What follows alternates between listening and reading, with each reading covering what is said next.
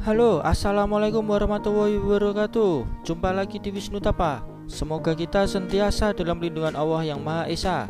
Di video kali ini, izinkan saya berbagi pengetahuan tentang jenis-jenis alat berat pada pekerjaan konstruksi. Sebuah aktivitas bisnis apapun itu jenisnya, sudah pasti di dalamnya akan terdapat satu kaitan antara pelaku yang mengerjakan aktivitas tersebut dengan alat yang menjadi pendukungnya. Tanpa adanya dukungan peralatan yang memadai dan sesuai dengan kriteria yang dibutuhkan dalam aktivitas tersebut, maka hasil akhirnya akan jauh dari yang diharapkan. Begitu pula dalam sektor konstruksi, di mana secara nyata banyak membutuhkan alat utama dan alat pendukung guna melancarkan jalannya aktivitas konstruksi ini secara penuh. Itulah kenapa kebutuhan akan ketersediaan peralatan dalam aktivitas sektor konstruksi atau infrastruktur pada akhirnya menjadi suatu keniscayaan. Alat berat merupakan faktor penting di dalam setiap proyek konstruksi, terutama proyek-proyek dengan skala yang besar. Tujuan penggunaan alat-alat berat tersebut tentu saja untuk memudahkan manusia dalam mengerjakan pekerjaannya, sehingga hasil yang diharapkan dapat tercapai dengan lebih mudah dan sesuai dengan kualitas yang diharapkan, serta dengan waktu yang relatif lebih singkat. Penyelenggaraan proyek konstruksi yang efektif, efisien, berkualitas, dan andal perlu didukung oleh jaminan kualitas sumber daya konstruksi. Dalam hal jaminan kualitas, spesifikasi menjadi suatu alat yang dapat dijadikan acuan untuk menilai baik atau tidaknya suatu kualitas. Semakin baik spesifikasi yang dipersyaratkan dari suatu produk input, maka akan semakin baik pula produk outputnya. Dalam hal alat berat, spesifikasi alat berat menjadi suatu hal yang sangat perlu diperhatikan, mulai dari tahap awal perencanaan proyek hingga proses pengadaan. Jenis, volume, dan tingkat kesulitan pekerjaan proyek akan sangat menentukan spesifikasi alat berat yang akan dipilih. Hal ini dalam rangka mempercepat waktu pelaksanaan pekerjaan, menekan biaya proyek, dan memenuhi tuntutan jaminan kualitas atau mutu pekerjaan yang disebabkan keterbatasan kemampuan tenaga manusia dalam melakukan pekerjaan-pekerjaan berat atau sulit di lapangan. Sekarang, coba perhatikan gambar berikut ini.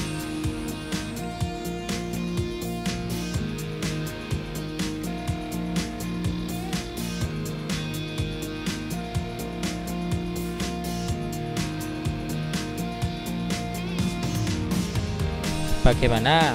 Sudah punya jawaban masing-masing kan?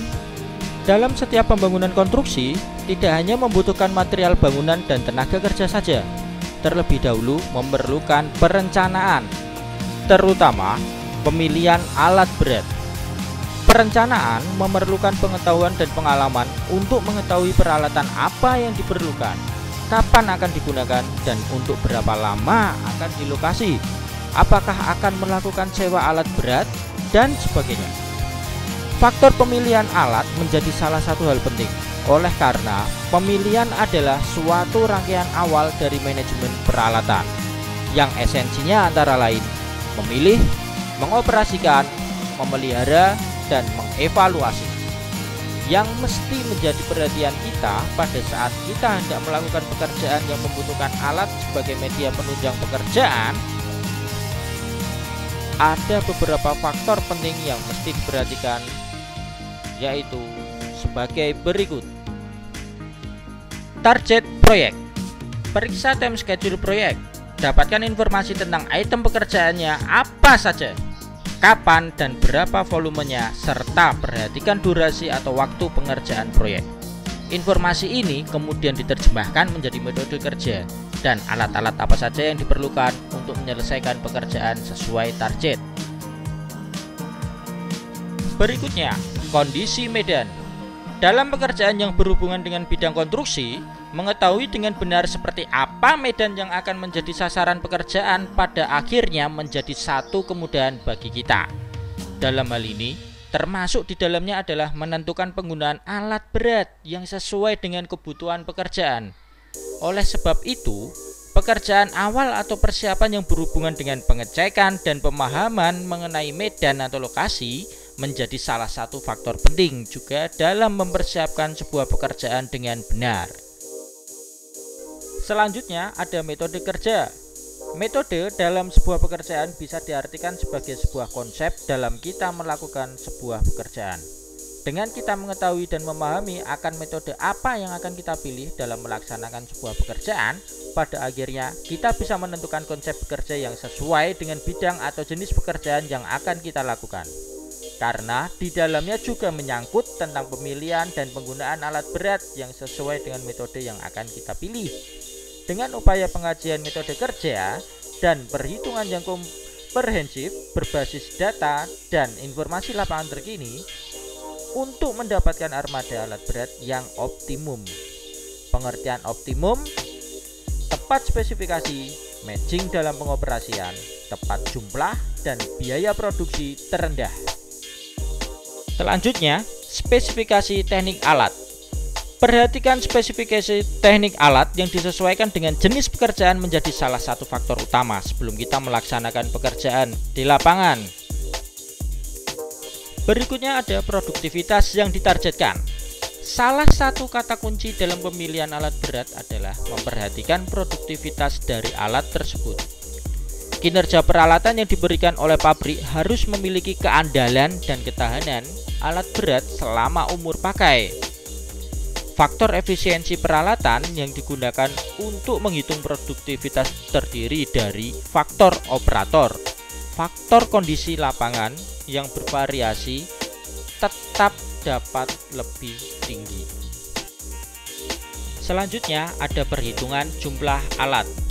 Ketika kita sudah menentukan seperti apa metode kerja yang akan kita pilih dengan melihat jenis pekerjaannya, maka kita harus bisa menentukan secara benar berapa jumlah kebutuhan alat berat yang akan kita gunakan. Jangan sampai berlebih atau kurang, karena hal itu pada akhirnya akan mempengaruhi proses pekerjaan kita di lapangan. Pekerjaan dengan alat berat bukan pekerjaan biasa. Artinya, waktu adalah sama halnya dengan kos. Perhitungan secara cermat menyangkut kebutuhan alat akan sangat menentukan proses pekerjaan dari awal hingga selesai. Salah satu kunci dalam memilih jumlah armada adalah keselarasan dalam menentukan komposisi, sehingga tidak ada alat yang saling menunggu di lapangan. Faktor berikutnya adalah biaya. Di dalam suatu proyek konstruksi, alat-alat berat yang digunakan dapat berasal dari bermacam-macam sumber. Antara lain, alat berat yang dibeli oleh kontraktor, alat berat yang disewa beli oleh kontraktor, dan alat berat yang disewa oleh kontraktor. Oleh karena itu, perhitungan biaya harus cermat. Faktor berikutnya adalah ramah lingkungan. Untuk hal tersebut, alat produksi dipersiapkan seideal mungkin, tidak mencemari lingkungan yang merupakan salah satu faktor kunci produktivitas. Menciptakan lingkungan kerja yang kondusif dan aman dengan studi geoteknik yang benar, contoh pemetaan area rawan longsor dan sebagainya. Proses penanganan air dalam lokasi proyek perlu dipersiapkan dengan matang untuk meminimalisir loss production akibat hujan. Pemilihan engine alat berat di negara maju saat ini telah sepakat menerapkan Tier 2 dan Tier 3. Safety.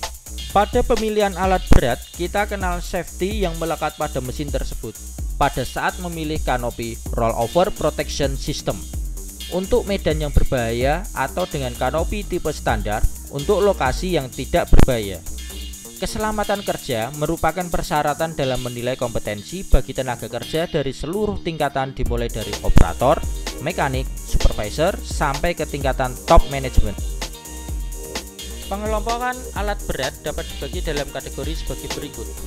1. Earthworks. 2. Material production. 3. Lifting equipment. 4. Paving equipment. 5. Foundation equipment. 6. Erection equipment. 7. Concrete activity. 8. Pre-stress concrete equipment.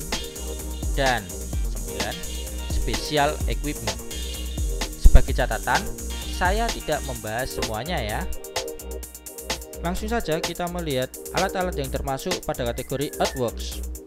Excavator biasa menggunakan beberapa work tools yang bisa diganti secara cepat untuk berbagai jenis pekerjaan dengan memasang quick coupler pada arm bucket. Kita bisa mengganti attachment secara cepat.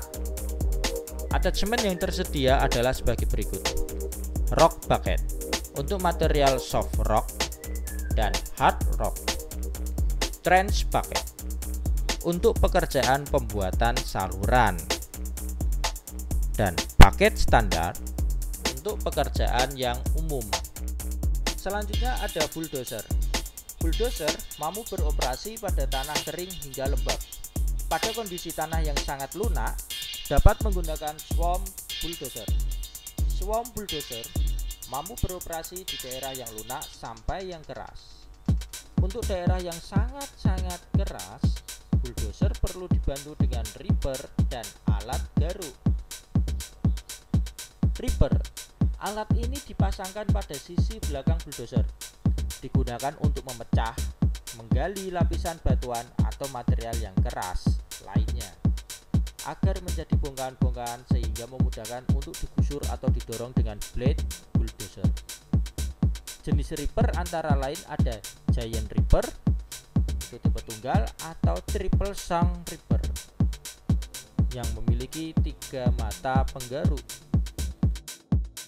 Alat berat selanjutnya adalah motor grader. Motor grader dapat digunakan untuk membuat kemiringan tanah atau badan jalan, membentuk kemiringan tebing atau slope, atau membuat saluran air secara sederhana. Motor grader memiliki blade, mata pisau yang berada di bawah circle gear, biasa diatur membentuk sudut pemotongannya untuk membuang tanah ke sisi samping pada saat maju, dan blade juga dapat diatur untuk sudut pemotongan seperti pada pembuatan kemiringan badan jalan atau saluran. Selanjutnya, pada pekerjaan earthworks ada yang namanya alat berat track loader, sheepfoot rollers. Untuk mencapai tingkat kepadatan tertentu, alat ini bergerak melintas maju mundur sesuai dengan kecepatan serta vibration force masing-masing jenis alat. Penentuan pacing atau lintasan alat biasanya ditentukan dari spek teknis proyek. Akan tetapi, dalam performance, alat untuk mencapai kepadatan standar memerlukan 4-6 lintasan. Kategori selanjutnya, material production. Di sini ada crushing and screening plants. Portable ya. Ada yang tidak portable alias stuck atau di tempat. Nah, yang ini yang saya bahas tentang crushing and screening plants portable. Ada juga aspal mixing plants atau biasa disingkat dengan AMP. Aspal mixing plant apabila dilihat dari mobilitasnya pada umumnya dapat dibagi menjadi 2 tipe, yaitu AMP yang permanen dan AMP yang portable. Dan yang portable ini dapat dipasang di dekat lokasi proyek untuk menghasilkan campuran aspal. AMP jika dilihat dari jenis produksinya, maka secara umum dapat dibagi menjadi 3 tipe. Pertama, AMP tipe batch atau timbangan. Kedua, AMP tipe menerus. Ketiga, AMP tipe drum mix. Selanjutnya ada concrete mixer. Ini tipe portable, bisa dibawa di lapangan, dan orang-orang lebih mengenalnya sebagai molen. Ada lagi alat yang disebut sebagai batching and mixing plants concrete. Ini adalah alat untuk membuat beton secara massal. Nah, ada 2 jenis batching plant. Jenis pertama, wet system, adalah batching yang memproses sehingga menjadi fresh concrete yang siap dipakai, dan fungsi dari truk pengangkut hanya menjaga homogenitas sampai tempat pengecoran. Jenis kedua, dry mix system, adalah merupakan timbangan material atau agregat, semen, air, aditif yang outputnya siap dituang ke truk mixer dan Proses pengadukan beton dilakukan dalam truk mixer dengan memutar drum mixer pada kecepatan tinggi. Kemudian beton siap dikirim ke tempat pengecoran. Mari kita lihat alat-alat yang termasuk dalam kategori lifting equipment. Di sini ada truck crane, kemudian tower crane,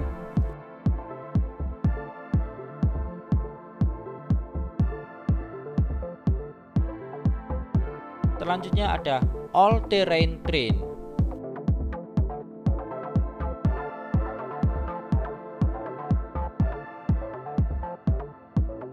lattice boom roller crane,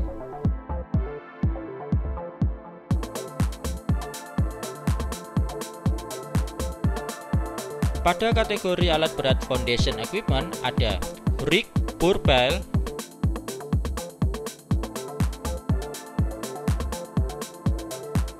kemudian diesel hammer. Alat ini sebagai attachment dari roller crane. Prinsip kerja alat ini digerakkan dengan diesel system di mana ram, piston penumbuk yang naik dalam silinder didorong oleh hasil pembakaran dari injection solar. Kemudian piston turun dan memukul landasan pel yang ada dengan energi jatuh bebas dari berat ram. Diesel hammer ini dipasang pada peeling leader yang mempunyai pegangan sehingga diesel hammer dapat bebas naik turun pada alur leader yang dikendalikan oleh wen pada roller crane. Selanjutnya ada vibro hammer.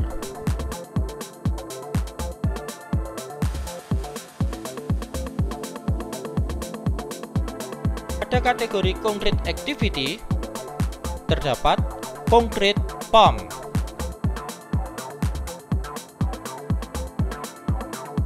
kemudian ada concrete vibrator,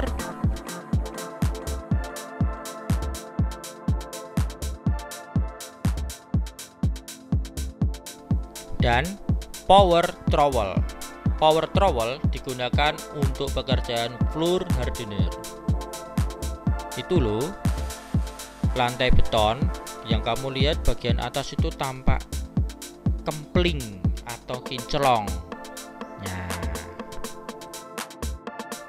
untuk alat berat jenis transportation, di sini ada dump truck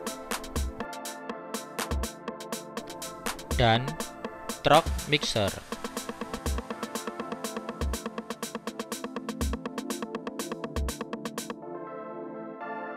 Oke, cukup untuk kali ini. Jika Anda ingin berkomentar atau berdiskusi, silahkan tinggalkan di kolom komentar. Like video ini dan subscribe channel kami. Dukung kami untuk selalu berkarya dan semoga kita bisa bertemu di video berikutnya. Terima kasih.